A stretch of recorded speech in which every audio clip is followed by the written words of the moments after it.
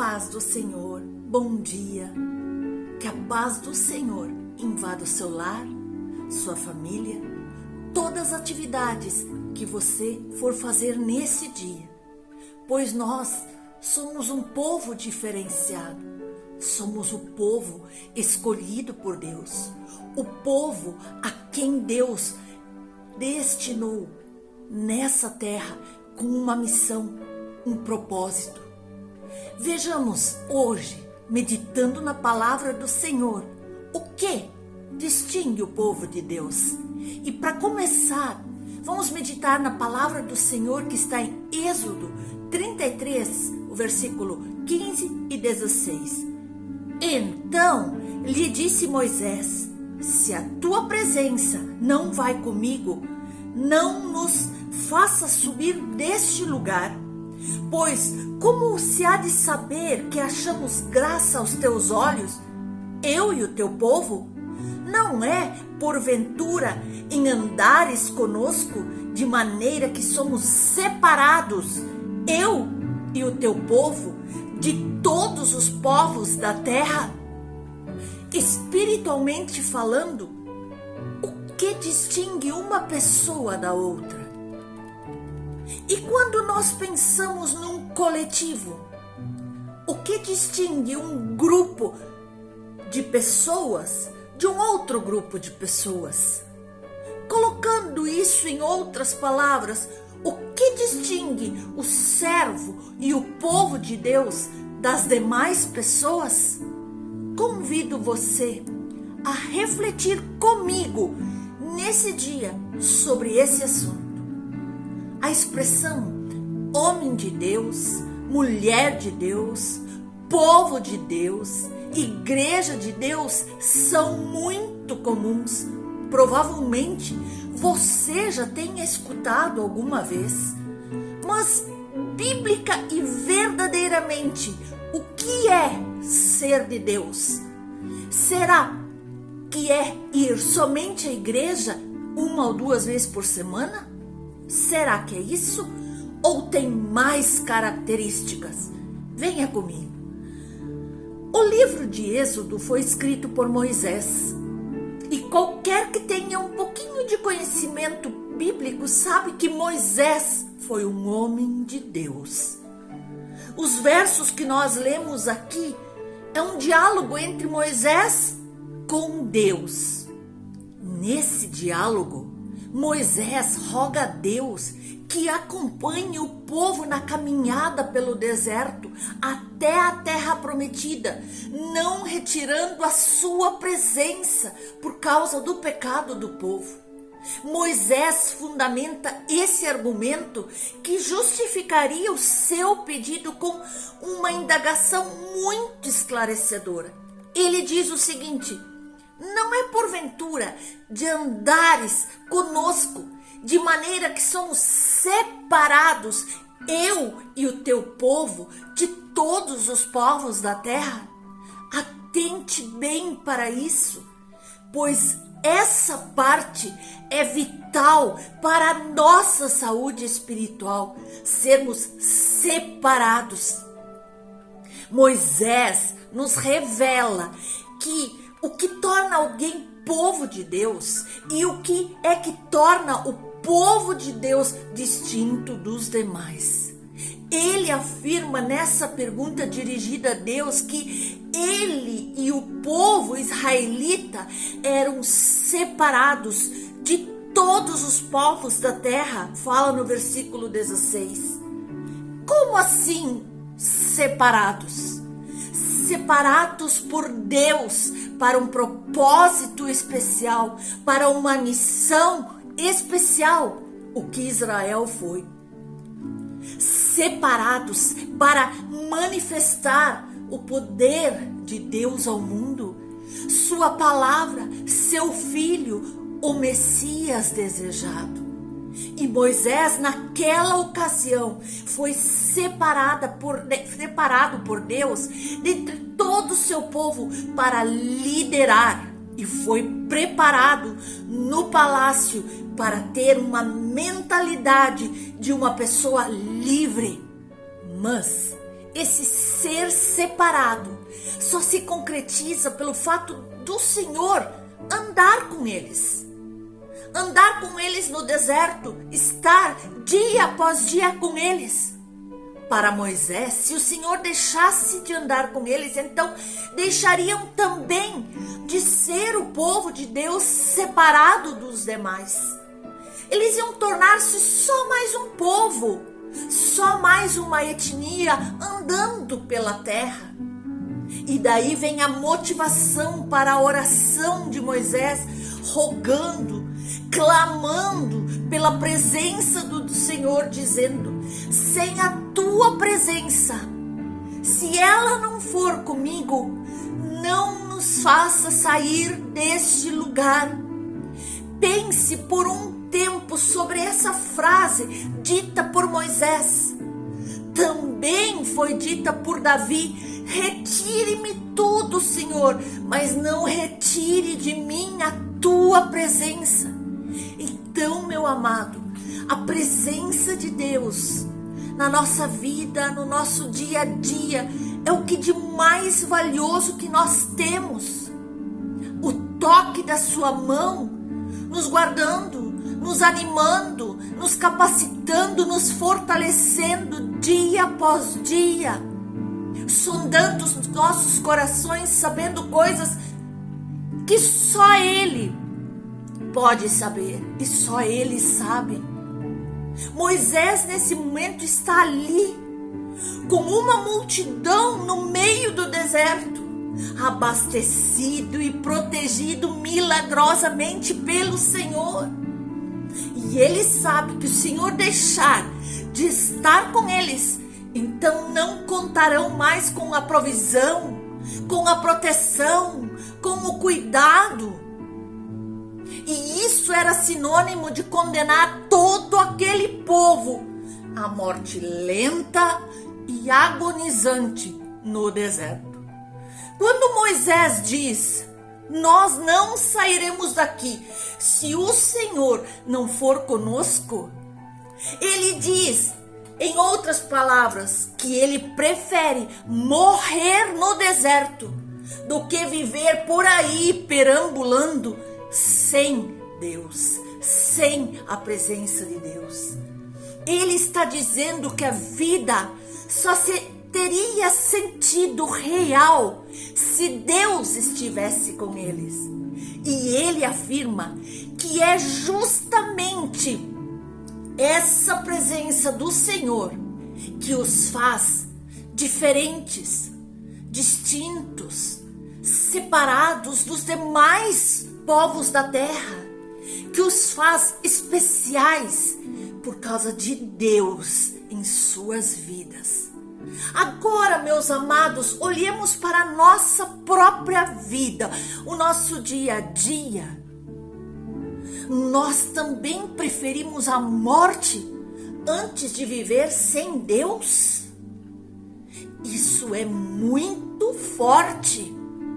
Será que nós amamos e desejamos tanto a presença de Deus conosco que escolheríamos a morte no deserto antes de nos arriscar a ser confundidos com um povo que não seja o povo de Deus? Ah, que fé, que paixão, que convicção Moisés demonstrou! E que fé eu e você temos vivido? A qualquer dificuldade, recuamos? Murmuramos? Ainda uma outra pergunta precisa necessariamente ser respondida aqui. Como é que podemos desfrutar da presença de Deus hoje em dia? Será que temos que fazer como Moisés, indo até o cume de algum monte para suplicar a Deus que Ele vá conosco? Não, meus amados. O que temos que fazer hoje é crer em Jesus, nos submetermos a Ele sem reservas, entregarmos toda a nossa vida, toda a nossa família a Ele, obedecendo-o em tudo e assumir a Bíblia como a nossa única regra de fé e prática diária. Veja o que Mateus escreveu no seu evangelho falando de Jesus. Eis que a virgem conceberá e dará à luz um filho, e ele será chamado pelo nome de Emanuel, que quer dizer Deus conosco. Jesus é o teu Emanuel, o teu Deus contigo, o nosso Deus conosco. Sim, Ele é Deus conosco. Portanto, todo aquele que está em Cristo tem o Deus conosco. Tem o Deus na sua vida, cuidando, protegendo, livrando. A presença de Deus não se aparta daqueles que são filhos de Deus, servos de Cristo, crentes nele. Nós podemos ainda questionar cada um na sua mente, no seu coração, se somos mesmo povo de Deus. Hoje, para ser povo de Deus, a presença dele deve ser mais desejada do que a própria vida, do que o ar que respiramos. Para ser o povo de Deus, a distinção da presença dele deve ser tangível, real, palpável e transformadora em nossas vidas. E será que somos realmente, no sentido literal da palavra, somos mesmo o povo de Deus? Temos colocado Deus em primeiro lugar nas nossas vidas, acima de todas as outras coisas? Bom, se a honestidade do nosso coração nos conduzir à conclusão de que ainda não somos tão desejosos da presença de Deus quanto Moisés, a boa notícia é que isso pode mudar hoje mesmo. Se você está ouvindo isso agora, então significa que o Senhor tem um plano com a sua vida. Significa que ainda há algum tempo suficiente para que você ore suplicando ao Senhor que abra os seus olhos para o valor da sua santa presença. E então o seu coração se encherá do anseio, do desejo pela companhia do Senhor de todo o universo, Senhor dos senhores, Rei dos reis, Rei da sua vida. O povo de Deus precisa ter essas características que o distinguem do resto dos homens. Precisam desejar a presença de Deus, as coisas de Deus, as manifestações de Deus, o toque de Deus, mais do que qualquer outra coisa que o mundo possa oferecer. Ele precisa querer desejar algo novo que venha do trono de Deus. Ele precisa querer mergulhar nas águas restauradoras que jorram do trono de Deus todos os dias em nossas vidas. E acima de tudo, devemos ser santos. A santidade, meus amados, é uma característica indispensável para aqueles que dizem servir ao Criador. Nós somos separados e bem-aventurados, diz a palavra. Vamos ler em Salmos, no Salmo 1, o verso 1 e 2. Bem-aventurado o homem que não anda no conselho dos ímpios, dos mundanos, não se detém no caminho dos pecadores, nem se assenta na roda dos escarnecedores, fofoqueiros, zombadores. Antes, O seu prazer está na lei do Senhor, e na sua lei medita de dia e de noite. Meus amados, a partir do momento que nós decidimos entregar nossa vida a Jesus, em que nós decidimos que o Senhor cuida, governa e dirige a nossa vida, Ele nos faz santos. Isso não quer dizer que nós somos perfeitos, pois a palavra santo significa separado do mundo, separado das trevas. Temos o privilégio de termos o nosso espírito vivificado em Deus. E quanto mais contato tivermos com a sua palavra, mais Ele vai nos transformando de dentro para fora e nos tornando assim cada vez mais semelhantes a Jesus. Aleluia! E a consequência disso é que nós vamos passar a viver sob uma nova atitude de fé, sobre uma nova ótica, a ótica e a visão de Deus, do próprio Deus. Não, nós não desprezamos as pessoas que não compartilham da nossa fé. Pelo contrário, nós os amamos ainda mais. Mas os nossos prazeres passam a ser outros. Por isso esse salmo diz que nós somos bem-aventurados quando nós não nos moldamos mais a este mundo, mas quando nós temos o caráter de Cristo, o pensamento de Cristo, a mente de Cristo.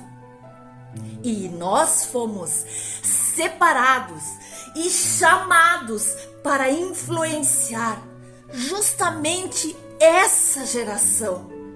Que nós sejamos uma geração disposta a se mover no sobrenatural de Deus, a se mover pela palavra de Deus, a se mover por aquilo que o Senhor ordena para as nossas vidas. E com a nossa mudança de vida, algumas pessoas talvez se sentirão inspiradas por nós e que vão querer seguir esse caminho. Mas outras que antes viviam à nossa volta vão se afastar por não compreender a nossa fé.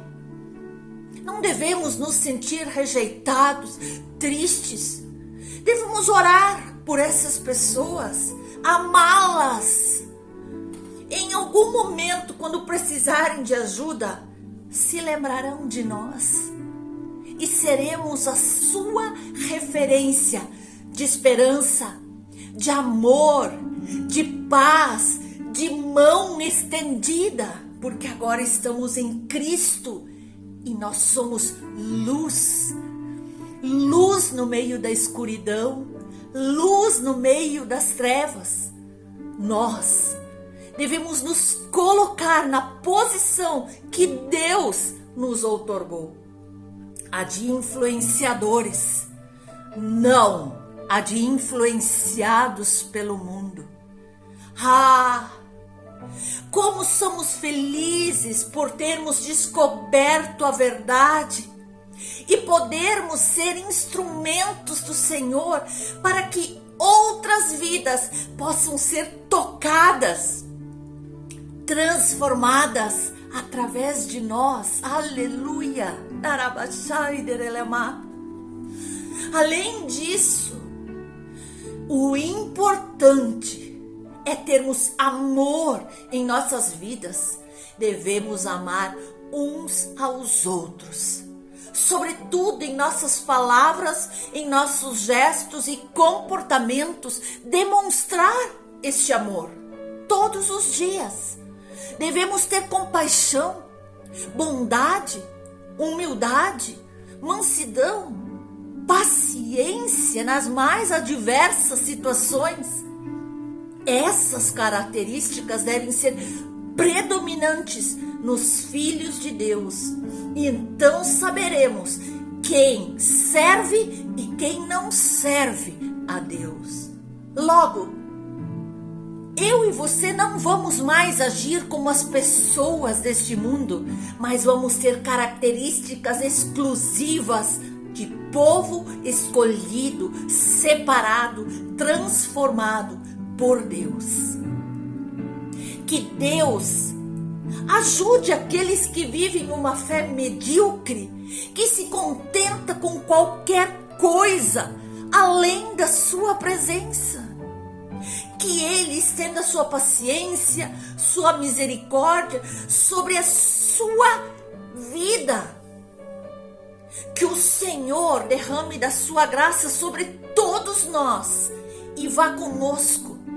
E nos ensine e nos ajude a irmos mais profundo em nosso relacionamento com Ele.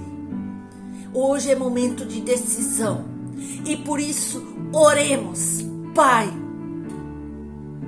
hoje eu quero agradecer-te por ter te conhecido, por tu teres me escolhido, por tu teres me separado, por tu teres me abençoado com a tua presença em minha vida.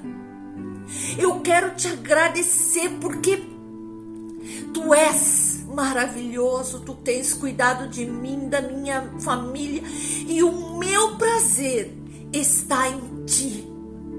E hoje já não está mais nas práticas deste mundo e que eles consideram felicidade. Que a minha alegria seja cada vez maior em entender e receber a revelação da tua palavra. E que no meio das trevas eu seja luz. Que eu seja luz no meio daqueles que não te conhecem, que ainda não te servem, que ainda estão na escuridão. Que eu possa levar uma palavra de poder, de autoridade, para que eles possam ser livres. Livres de vícios, livres de amarras, livres de maldições, em nome de Jesus. Eu te peço, Senhor, nos abençoa nesse dia e nos que estão por vir. Não afaste, Senhor, a tua presença de nós. Precisamos estar contigo, alicerçados em ti, pois a tua presença é indispensável para as nossas vidas. Obrigado, Senhor, obrigado, Senhor. Te agradecemos com nosso coração transbordando de gratidão. Em nome de Jesus. Amém. Deus abençoe a cada um de vocês.